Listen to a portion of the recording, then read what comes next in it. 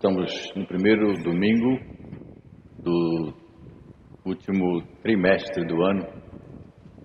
Temos só mais 3 meses para o ano passar, e como passa, na verdade. Como o tempo voa. E a Bíblia diz que nós somos como uma neblina, chuvazinha de primavera, como essa que passou por aqui. Ou como uma erva, como cantamos. Nós somos como uma planta que nasce, floresce, bota a sua flor, vem o sol, seca, murcha e vira adubo. Os anos são poucos. Se quiséssemos conhecer as verdades de tudo aquilo que o Senhor Deus criou, essa existência humana é curta, é muito curta, para a gente conhecer a Deus e a sua criação. Por essa razão, a palavra de Deus diz que o Senhor plantou a eternidade no nosso coração. Que o Senhor Deus plantou a eternidade no nosso coração. Só tem uma maneira de você poder desfrutar dessa imensidão que é a criação do Senhor. Só tem uma maneira. É se você for eterno e o Criador te der acesso a ela. Essa é a verdade.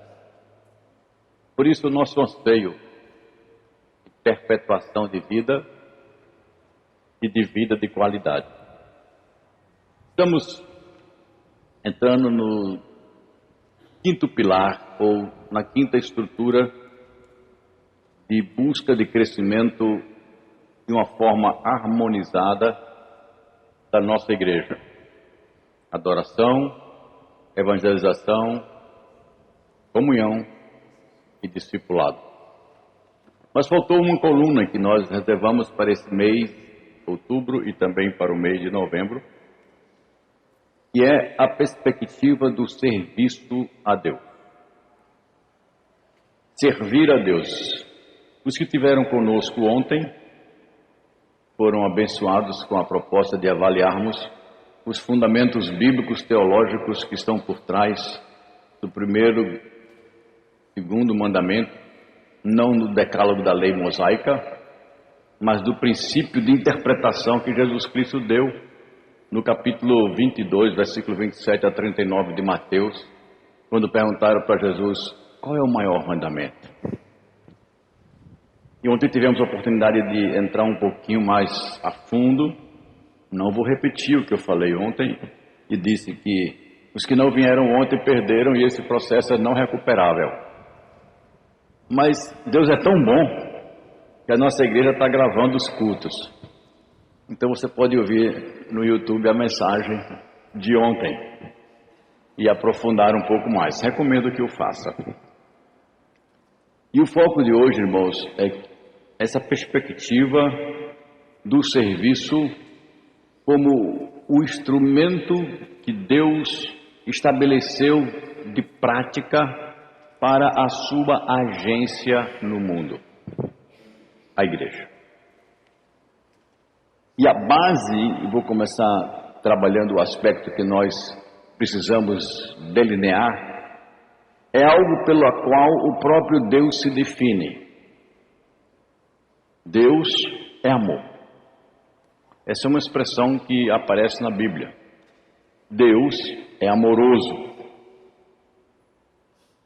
Deus prova o seu amor para conosco. Porque Deus amou de tal maneira, deu o seu Filho. Ninguém tem maior amor do que esse. E a sequência é muito grande. Quando você vai para as Escrituras, vê a questão do amor de Deus. Podemos tranquilamente dizer que somos o que somos pela graça, e a graça de Deus é movida pelo seu amor.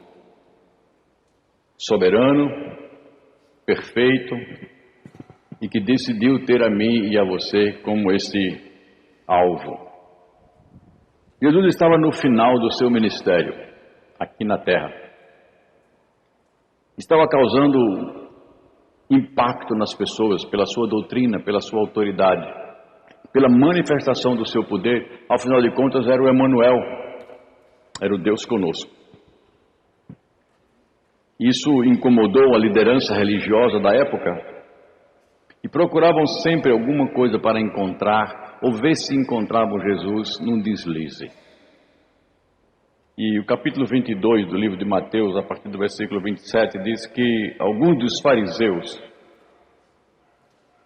ficaram muito incomodados quando Jesus fez calar a boca dos saduceus que não acreditavam na ressurreição. E eles resolveram fazer uma pergunta para Jesus. No meio de todo mundo, eles chegaram e perguntaram: Mestre, qual o maior de todos os mandamentos? Essa pergunta era uma pergunta para causar problema, porque se Jesus escolhesse um, eles iriam levantar outros, e esse e aquele, porque esse não esse. E o Senhor Jesus não responde com um mandamento da lei de Moisés. Ele responde com um princípio regulador da lei. E o versículo 37 do capítulo 22 de Mateus diz assim: Jesus respondeu: ame o Senhor seu Deus com todo o coração, com toda a alma e com toda a mente. Este é o maior e o mais importante mandamento. E o segundo, mais importante, é parecido com o primeiro: ame aos outros como você ama a você mesmo. É justamente nesse segundo, digamos, mais importante que Jesus Cristo colocou, que se baseia a questão do serviço a Deus. Mas não posso de forma nenhuma deixar de fazer uma ligação muito forte entre amar e servir. O serviço cristão é decorrente, é consequência do amor que nós temos para com Deus. Esse é o primeiro aspecto. O amor para com Deus é a plataforma, é o fundamento para o serviço na igreja. Quem não foi ainda alvo do amor de Deus é incapaz de amar da maneira correta. João, quando escreveu a sua carta, ele deixou bem claro, e a primeira carta de João é uma ênfase muito grande na perspectiva do amar e ser amado por Deus e uns aos outros, principalmente o amor entre os irmãos. João disse: quem não ama a seu irmão não conhece a Deus. E ele vai mais na frente e diz: nós amamos porque Deus nos amou primeiro. Ou seja, é como se João estivesse explicando que primeiro nós precisamos ter sido alvos do amor de Deus. E Paulo deixa isso muito claro no capítulo 5 do livro de Romanos, quando ele diz que o amor de Deus foi derramado nos nossos corações. Nós precisamos ter sido capacitados por Deus, pela graça de Deus, pela transformação de Deus, pela presença contínua do Espírito Santo, que nos capacita a amar da maneira correta. Esse é o primeiro patamar. E é por isso, irmãos, que é aceitável e compreendido que não se abra o serviço na igreja e pela igreja para qualquer pessoa. Não é porque alguém sabe alguma coisa que seja útil que ela pode se envolver com os serviços ministeriais da igreja. Porque este serviço, ele não pode estar desassociado à adoração a Deus. Olhe bem o que eu estou colocando como fundamento. O serviço da igreja não é produzido ou não é movido, não tem como mola propulsora a necessidade para ser atendida. Não tem. embora reconheçamos que ela exista, de uma maneira muito prática. Por que nós nos movemos para ajudar várias famílias que foram afetadas com a enchente aqui próximo? Por causa da necessidade? Porque famílias ficaram sem alimentos? Porque crianças ficaram sem dormir? Porque não tinham mais colchão, não tinham mais cama? O que nos motivou foi isso? Se isso foi a nossa mola, nós estávamos agindo de uma maneira contrária às Escrituras. Paulo disse: não contribua por causa da necessidade. Nós fazemos isso, irmãos, porque fomos capacitados por Deus para amar.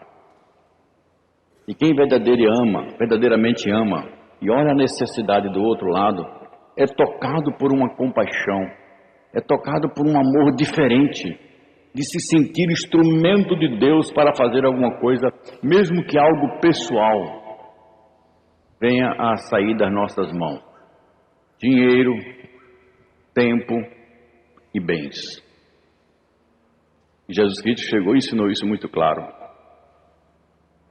Você, que é meu seguidor, se encontrar alguém que está com frio e você tem 2 capas, dê uma.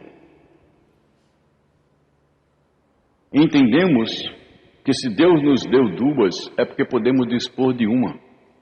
Mas quem tem 2 e se dispõe de uma para dar, não vai ficar com 2. Vai deixar de gozar com uma. Às vezes as pessoas pensam que esse envolvimento de amor é simplesmente dar ou participar do que sobra. Quando sobrar tempo, eu participo. Quando sobrar recursos, eu participo. Se tiver algum objeto na minha casa que eu não uso, eu dou. Se tem alguma roupa que eu não quero mais, eu levo para quem precisa. Isso qualquer pessoa, tendo ou não o amor de Deus no coração, faz. Porque a desgraça do outro, o sofrimento do outro, sempre me incomoda, sempre lhe incomoda, sempre incomoda o ser humano, porque o ser humano não foi criado para sofrer. Nós não aguentamos sofrimento. Não é algo que nós abraçamos com tranquilidade, mesmo não sendo parte da nossa vida. Mas quando o amor de Deus chega na vida de uma pessoa, e esse primeiro item diz: amar a Deus em primeiro lugar, envolve todo o coração, envolve toda a alma e envolve toda a mente. Não tem como essa pessoa não ser movida por esse amor a Deus para olhar a realidade do próximo. E é justamente aqui que está a vinculação entre o primeiro maior mandamento e o segundo maior mandamento, que Jesus Cristo disse: todas as leis dadas e tudo que os profetas ensinaram se resumem nisso. Se você é uma pessoa que ama a Deus com essa intensidade, se o amor de Deus já inundou e foi derramado no teu coração, o segundo mandamento é consequência do primeiro. Amo porque sou amado. Deixe-me fazer uma coisinha mais para fechar, ou explicar algo a mais. Essa realidade está intimamente conectada com o conceito, vocês vão entender meu paralelo, de ser feliz. Muitos jovens acham que encontram um bom casamento para ser feliz. Por que você está casando? Para ser feliz. E quem casa para ser feliz tem uma chance muito grande de ser infeliz. Muito provavelmente vai ser infeliz. Porque quando uma pessoa casa para ser feliz, é porque ela não é feliz. Ela está querendo ser feliz na perspectiva do que ela pensa que vai ter compartilhando a sua vida com a outra pessoa. Isso vale para emprego, isso vale para trabalho, isso vale para projeto de vidas. Essa é a grande diferença. Por quê? Quando eu estou em busca de ser feliz, a responsabilidade de ter ou de ser é transferida de mim para outra pessoa. Não deixe-me mudar. Eu sou feliz e quero fazer uma outra pessoa feliz. De quem depende isso agora? Eu sou feliz. Vocês lembram daquela música que nós cantamos? Sou feliz em Jesus? Se paz a mais doce me deres gozar, se dor a mais forte eu sofrer, ou seja, onde for, tu me fazes saber. Feliz sempre sou com Jesus. Eu sou feliz independente das circunstâncias. Só uma pessoa assim é capaz de fazer uma outra pessoa feliz. É nesta mesma perspectiva que você pode encaixar a questão do amar. Só quem ama é quem tem segurança de que é amado por Deus. Senão essa pessoa vai ser uma mendiga de amor. Querendo que os outros a amem, querendo que os outros a considerem, querendo que os outros deem algumas coisas, querendo que os outros deem algum significado e afeição, porque eu sou um verdadeiro carente de ser amado. É o relacionamento com Deus, e somente esse, que satisfaz inteiramente a minha carência de ser amado. Portanto, esse é o primeiro aspecto do serviço. A plataforma, o fundamento do que a igreja faz como serviço a Deus. Uma das razões para a qual foi criada, e Paulo disse isso no Efésios capítulo 2, versículo 10, que Deus nos criou para as boas obras, as quais Ele mesmo preparou antes da criação do mundo, na sua própria, digamos, no seu próprio desenhar do seu plano. Deus nos criou para as boas obras. Esse é o primeiro aspecto. Agora vamos direto para o segundo aspecto do versículo de número 39, quando diz que eu devo amar aos outros como você ama a você mesmo. Eu tenho uma expressão que eu costumo usar e as pessoas às vezes têm uma certa dificuldade. Eu vou dizer o aspecto que eu vou abordar. É que o amor a si mesmo é o parâmetro para o serviço. O amor que você tem a você mesmo é o parâmetro para o serviço. Inadvertidamente, alguém pode ter assim a impressão de que eu esteja usando um parâmetro inadequado. Afinal de contas, nós somos caracteristicamente egoístas, de fato. O ser humano, sem ser trabalhado pelo amor de Deus, ele é extremamente egoísta. É aquilo que se comunica, se fala normalmente por aí. Essa pessoa, ela tem a síndrome do para mim, me dê, é comigo. Ou é para mim, é o mama em mim. Olhando todas as perspectivas das setas que vêm para mim. Se vier, se eu for beneficiado, está ótimo. Entretanto, quando eu falo de servir, a seta se inverte. O sentido se inverte. Mas continua havendo um referencial. Por causa desse ser humano deturpado, esse olhar para dentro do ser humano sem a perspectiva da primeira plataforma, do primeiro fundamento de amar a Deus, é preocupante. Porque veja bem, uma pessoa que tem um amor exagerado a si mesmo, fatalmente irá desconsiderar as outras pessoas ao seu redor e será bastante insensível. Mas, por outro lado, uma pessoa com uma concepção muito forte de desvalorização de si mesmo vai tender a dizer que os outros sempre são mais importantes do que ele. Tanto um lado quanto o outro são parâmetros inadequados.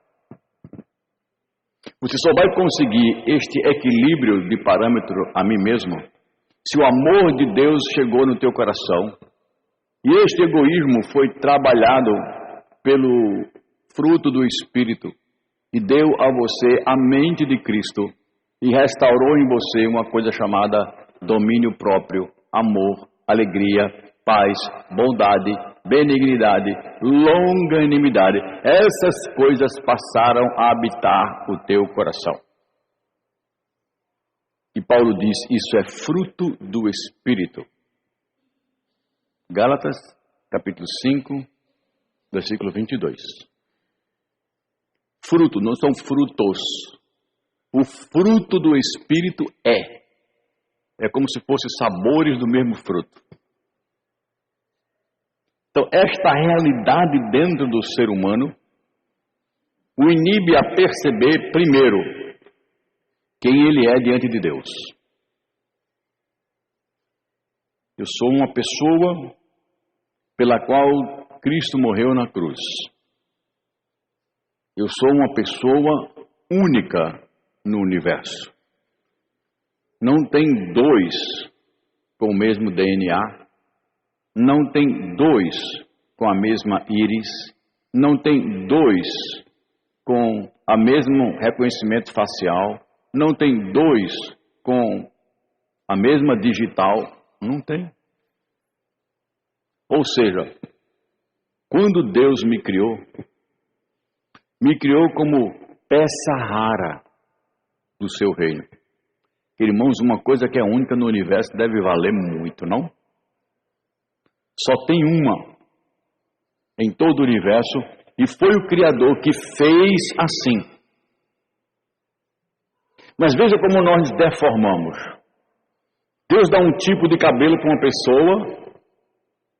Eu converso às vezes com Dona Amélia que diz assim, pessoas dizem assim, cabelo ruim. E a irmã Amélia faz, cabelo ruim não, cabelo diferente. E é verdade. Cabelo diferente. Ah, essa orelha aqui, se eu pudesse, eu botava para trás. Você está reclamando de quem? Sua orelha é única, meu irmão. Veja como nós somos inconformados como Deus nos fez, porque criaram um padrão de beleza, criaram um padrão de aparência e disseram, bonito é esse. Eu não questiono mais o que está acontecendo comigo, eu começo a me sentir mal, eu começo a me sentir diminuído, eu começo a me sentir frustrada, porque eu não me pareço com aquele padrão que foi colocado. E me esqueço quem foi que me criou. Como ele me criou. Por que ele fez assim? O amor próprio nos dá esse equilíbrio e tranquilidade de não viver a minha vida em função do que os outros querem que eu viva, para ser aceito onde eu estou. Não há problema da mulher pintada de cabelo, concordo. Mas Papai do Céu não fez cabelo azul, não. Pastor, é pecado pintar cabelo azul? Não, não é. Mas é um cheguei, é. Não é não? Por que você está botando cabelo azul? Eu já andei em algumas cidades com a minha esposa e a moça vinha de longe e olhava assim, se é boneca, é robô ou é gente? Porque era um diferencial muito grande. Primeiro, não está satisfeito com a altura, o sapato tem 15 centímetros. Depois não está satisfeito com a perna, aí eu vou nem entrar mais para o que é que faz. Não está satisfeito com o olho, lente de contato, não está satisfeito com o cabelo, bota não sei o quê. Não está satisfeito com a unha postiça. Não está satisfeito com o dente, arranca e bota outro.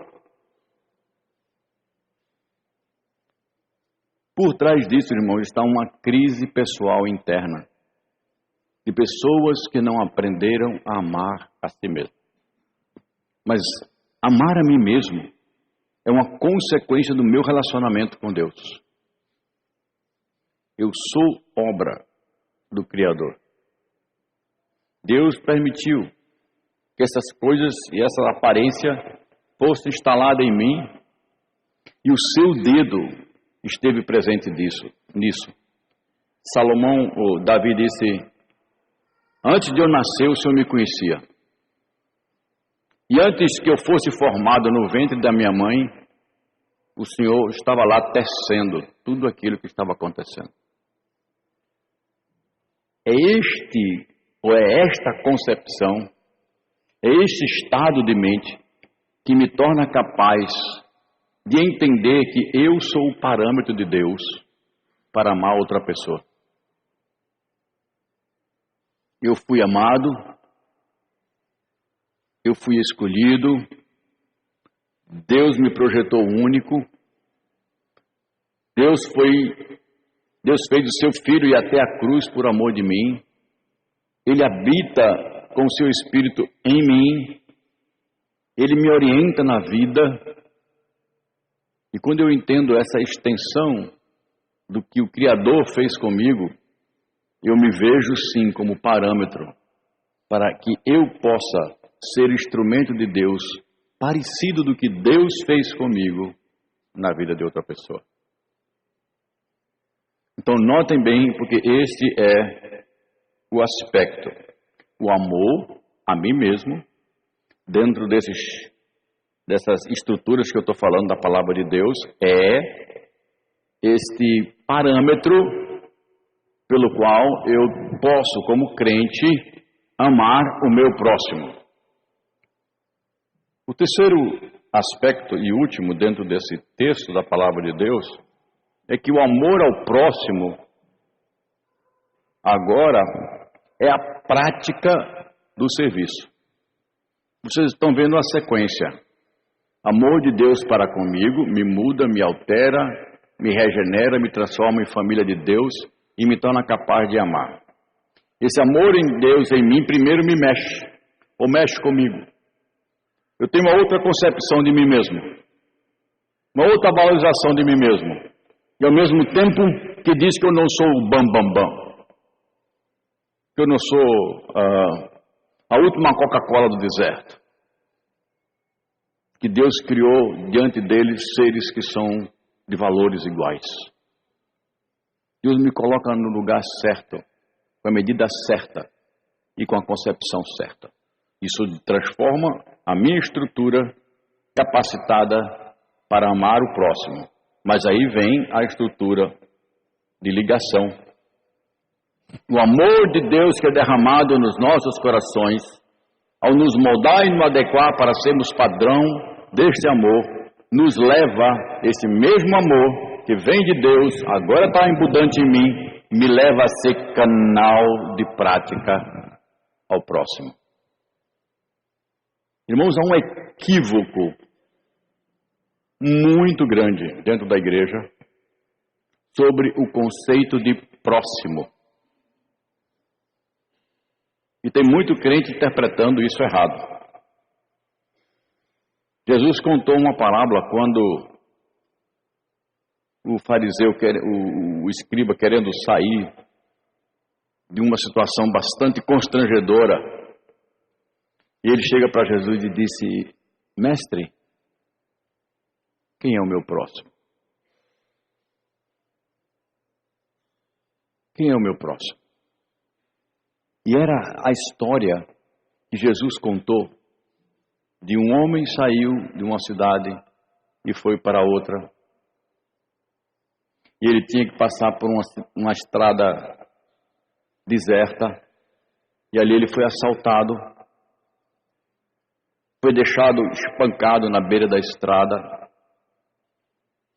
Passa um sacerdote, porque ele fica na dúvida: se eu estiver morto, eu tocar, vou ficar impedido 7 dias. Não vou correr esse risco. Eu vou embora. Depois vem ali um outro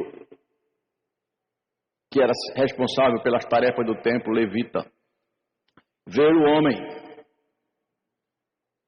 também não para e vai embora. Aí Jesus Cristo disse, e veio um samaritano.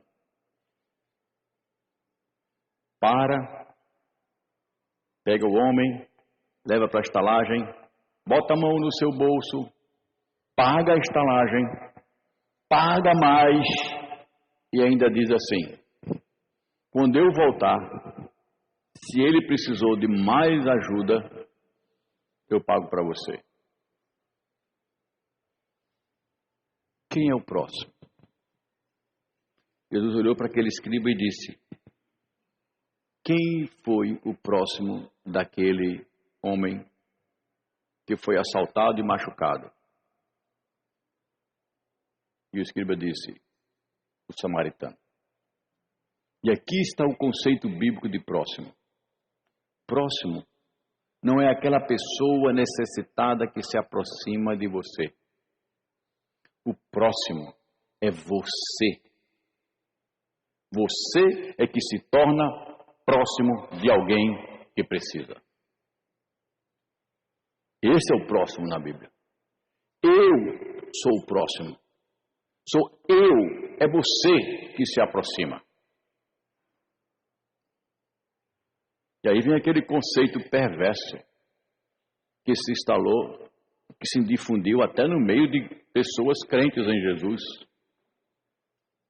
O de, quando está diante de um mendigo, e o mendigo lhe pede alguma coisa, ele mete a mão no bolso e dá R$1. Quando dá? E se não tiver nota de R$1, ele vai dizer, não tenho agora. Você tem. Você não quer dar. Eu vou até mais alto. Não, você não tem nota de R$1, nem 2, nem 3, nem de 5. De 3 não pode, mas você não tem nota nem de 1, nem de 2, nem de 5, nem de 10, nem de 20. Só tem uma de 50. E você ia usar para alguma coisa para você. E se alguém aparecer de você pedindo necessidade, se você disser não tenho, você está usando um padrão para você mesmo. Eu sei que a cabeça de você está girando e perguntando, e eu tenho que dar, pastor? Eu não sou o Espírito Santo na sua vida. Mas se o Espírito Santo mandar dar, tem sim. Mas a minha crítica é que o crente se cauterizou com a desgraça alheia. Nós vivemos numa cidade onde a desgraça se tornou coisa comum. Vocês já me ouviram falar sobre isso aqui. Mas voltando a falar sobre serviço, eu não posso deixar de relembrá-los. E como nós estamos cauterizados com crianças no meio da rua, de 7, 8, 9 anos, e nós olhamos como se fossem cachorros pedintes, e não seres humanos. Nós estamos cauterizados de olhar senhoras com um carro de mão, passando na frente da sua casa, para coletar o lixo da sua casa. Aquilo que você disse não presta. E ele não faz nada. E ela passa com seu carro de mão, e nós achamos que isso é natural. Irmão, se o seu coração está assim, ele já foi cauterizado pelo mal. Se o coração não se quebra, está precisando de joelho diante de Deus para o Espírito Santo quebrar.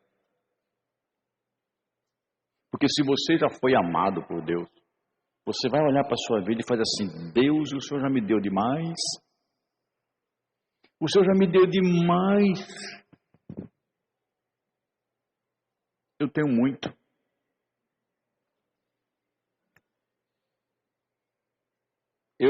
Por isso eu digo que primeiro a gente tem que olhar essa avaliação pessoal com Deus e perceber isso. Porque a decisão de se aproximar é sua.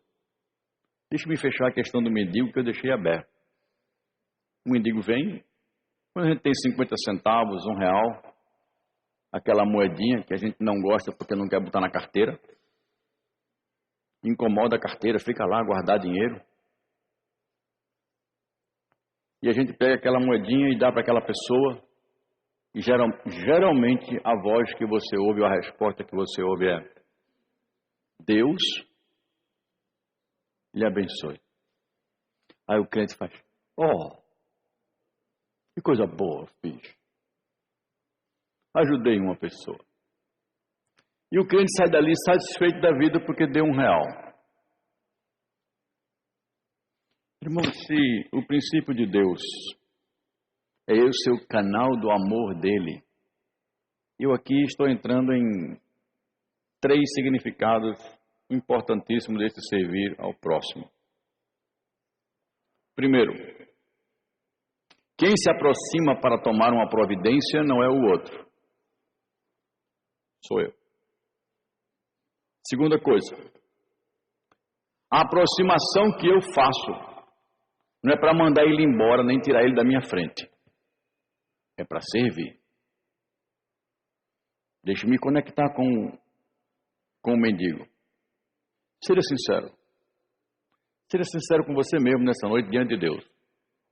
R$1 que você dá resolve o que na vida da pessoa que você deu? R$1. Hã? É melhor a gente ficar calado, né? E não dizer nada. Porque de fato R$1 não resolve nem muda a vida de ninguém. De ninguém. Mas nós damos R$1. Então, na verdade, se eu quero me aproximar daquela pessoa, eu tenho que me aproximar para o serviço. Isso depende de você. E a terceira e última é que esse serviço a ser praticado para essa pessoa tem que ser, agora a aplicação do princípio de Deus, tem que ser como se você estivesse naquela condição e estivesse precisando da interferência de alguém e essa interferência resolvesse aquilo que você precisa. Não sei se você me entendeu. A sua aproximação te muda ou faz uma rotação. Se eu estivesse do lado de lá, precisando como ela está, o que eu gostaria que fizessem comigo? Esse é você, crente. Você rotaciona e para dizer: aqui eu vou fazer uma diferença. Você não pode fazer isso com todas as necessidades de uma cidade. Não pode. Mas você pode fazer com um. Com um você pode mudar. Com uma pessoa você pode fazer a diferença. Mas você primeiro precisa decidir se aproximar. Note que eu estou falando aqui do aspecto individual. Mas o serviço a Deus também tem um aspecto coletivo. E aí eu não podia deixar de conectar a ideia de igreja. E João disse: aquele que diz que ama a Deus, mas não ama ao seu irmão a quem vê, é mentiroso. Então, irmãos, a igreja se apresenta como talvez a primeira instância onde nós devemos aprender a praticar este amor do servir a Deus. E entender que quando estamos reunidos, nós somos o instrumento do amor de Deus, um para com o outro. É inadmissível, vergonha, repreensível em uma igreja existam pessoas que passam férias no exterior e outras que passam necessidade na sua casa, sendo eles irmãos. É inadmissível. É uma afronta a Deus. Agora aqui tem duas coisas que eu preciso colocar. Se estamos em igreja, a sua necessidade precisa ser conhecida pela igreja. Se estamos na igreja, a sua mudança tem que ser colocada à disposição da igreja. São duas coisas que precisam encontrar harmonia. Ah, pastor, mas tem aquelas pessoas que querem viver do bem bom. Não querem fazer nada. Vocês pensam que isso é coisa nova, é? Quando Paulo escreveu a carta de Tessalonicenses, tinha uns irmãozinhos lá que queria viver de oferta. Não tenho, vida, azar. Não consigo trabalho. E o fulaninho não faz nada. O apóstolo Paulo diz, não quer trabalhar? Quem não quer trabalhar, também não coma. Está na Bíblia isso, meu querido. Então, a igreja não é um cabidezinho para todo mundo estar se pendurando, porque o outro ganha mais e eu ganho menos, e agora eu vou viver de bênção. Não, meu irmão, não é por aí. O que eu estou dizendo é que a igreja é esta comunidade onde eu quero ajudar o meu irmão, não simplesmente dando peixe, mas sendo instrumento de Deus capaz de fazê-lo tornar-se um pescador para manter sua família.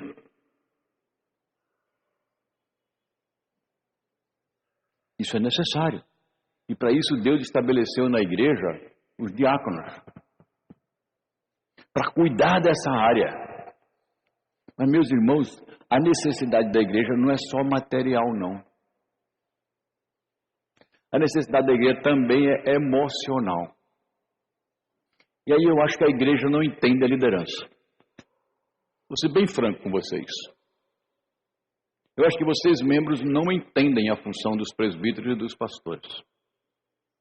E algumas pessoas acham que os pastores têm que ter a revelação de Deus para saber que você está passando por um problema.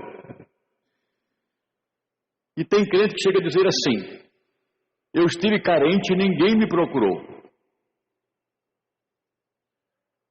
Você falou que estava carente, irmão, na igreja? Você é membro desse corpo chamado igreja? Às vezes eu noto que uma pessoa não está frequentando a igreja, mas quando eu vou notar, ou alguém conversa comigo, a irmã Amélia me ajuda nisso, agora ela não está fazendo muito isso, mas ela me dá uma listinha. Pastor, fulano. E quando ela me dava a listinha, eu digo, é mesmo. É mesmo. E a gente vai entrar em contato para saber o que aconteceu. Mas, meu irmão, você já passou 30 dias, às vezes 40 dias, e você, irmão, não disse nada. Já aconteceu de membro ser hospitalizado, ser operado, convalescer-se no hospital, vir para casa, chegar aqui na igreja, aparecer de novo, o rapaz tinha notado você, o que houve? Aí foi operado, e você não contou para a igreja? Desculpem, não critique a igreja nem a liderança, é você mesmo. É você. Você é igreja, pergunto eu. Cadê a liberdade de dizer da tua necessidade? Os presbíteros, pastores e diáconos, eles não são oniscientes, irmãos. Eles precisam saber das necessidades. É por isso que a Bíblia diz, olha, está havendo problema na distribuição dos alimentos e dos recursos para as viúvas. A igreja trouxe a necessidade. A liderança supre a necessidade. Se você precisa de ajuda, seja humilde e diga, preciso de ajuda. Seja a área em que for. Agora, se a sua igreja não der ajuda, aí você fale.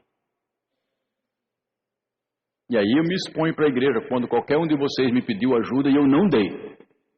Quando qualquer um de vocês pediram ajuda a uns presbíteros e eles disseram, não vou. Aí eles são alvo dessa crítica. Mas o serviço a Deus, como nós já vimos, é fruto de uma interação de um corpo. E quando uma unha está sofrendo, é preciso que o dedo saiba, é preciso que a mão saiba, é preciso que o braço saiba, é preciso que o ombro saiba, é preciso que isso chegue ao cérebro, para que o cérebro saiba que o problema está na unha. E o nome disso é igreja. Igreja conectada, conectada, conectada, até a parte maior tomar uma decisão. Isto é amor, irmão. É duas vias na igreja. E é por isso, entenda agora, o que o apóstolo Paulo ensinou. Faça o bem para todos. Mas comece na igreja. Nós temos que aprender a servir aqui na igreja. Nós temos que primeiro aprender a sermos sinceros uns com os outros, nos servir aqui na igreja. Nós temos que aprender a amar aqui na igreja. Porque se não aprendermos isso, jamais seremos uma igreja de Cristo. Porque é pelo amor que o cristão é conhecido. E é por isso que eu estou colocando como a plataforma para toda a prática do serviço na igreja, o amor a Deus, o amor adequado e moldado pelo Espírito a si mesmo, e o amor da minha vida para o próximo, da mesma forma como eu amo a mim mesmo, e entendendo que fui amado por Deus. Eu, instrumento do amor de Deus para com o outro. Se coloque nessa posição. Você pode ser chamada instrumento do amor de Deus para a igreja e para outras pessoas? A quem você serve nessa igreja? A quem você serve? Eu sirvo a Cristo. Estou falando de irmãos. Quem são as pessoas que você serve?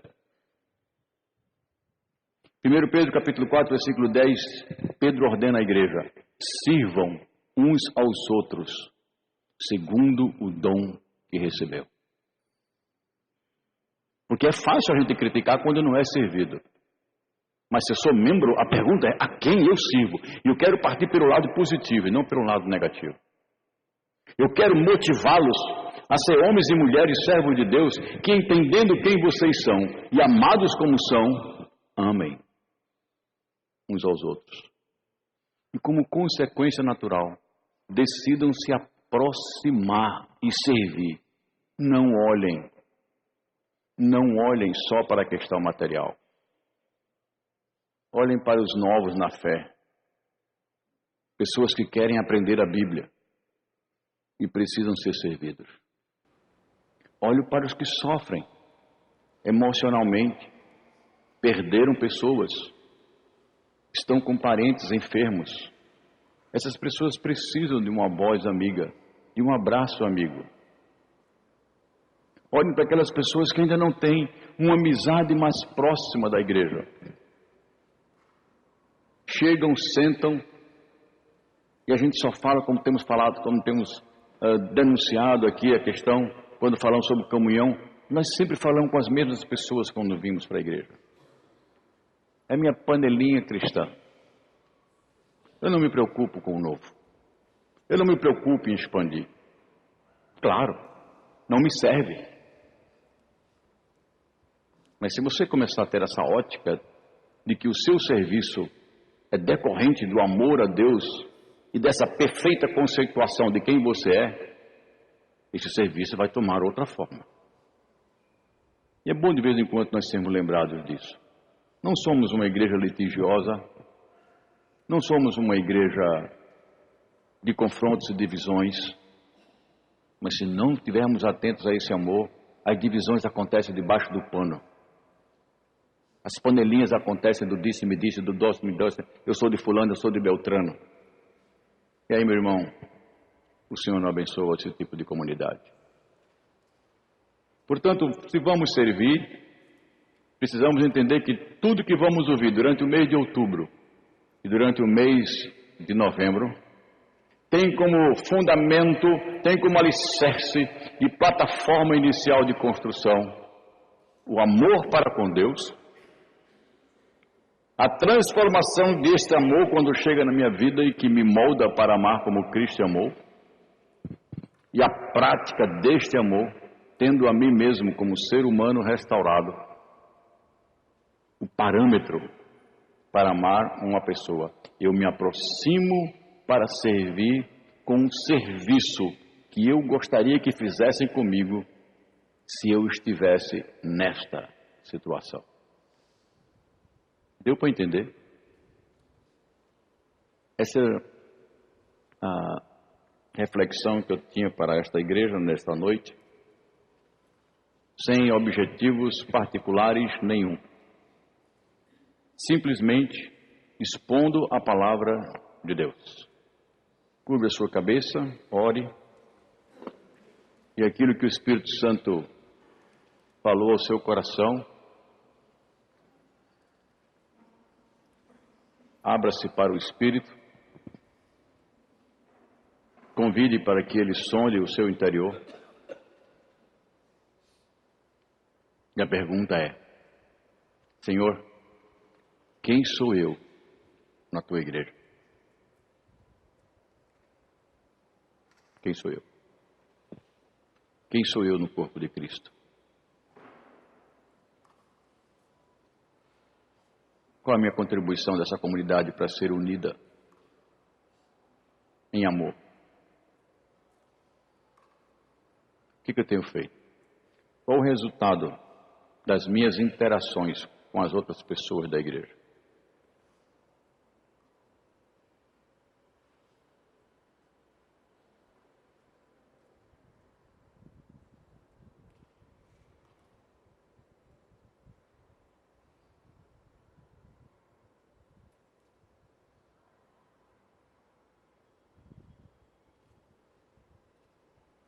Muito obrigado, Senhor, por esta noite, onde juntos como comunidade nos reunimos para louvar, reunimos para pedir perdão dos nossos pecados, mas como povo santificado e perdoado, temos privilégio de achegarmos junto ao trono da graça, pedir misericórdia, interceder e ao mesmo tempo sermos confrontados com a Tua palavra, alimentados por elas, às vezes confrontados de tal maneira que nos incomoda, mas essa é a Tua palavra que nos dá vida abundante, que nos corrige, porque ela é a lâmpada para os nossos pés, é a luz para o nosso caminho. Senhor, nós desejamos e agora oramos como coletividade. Queremos desfrutar mais do amor de Cristo entre nós. Menos personalismo, mais amor cristão. Menos pensamentos pessoais, mais Cristo. E que o Senhor seja visto em nós. Essa é a nossa oração. No nome do Pai, do Filho e do Espírito Santo, assim oramos. Amém.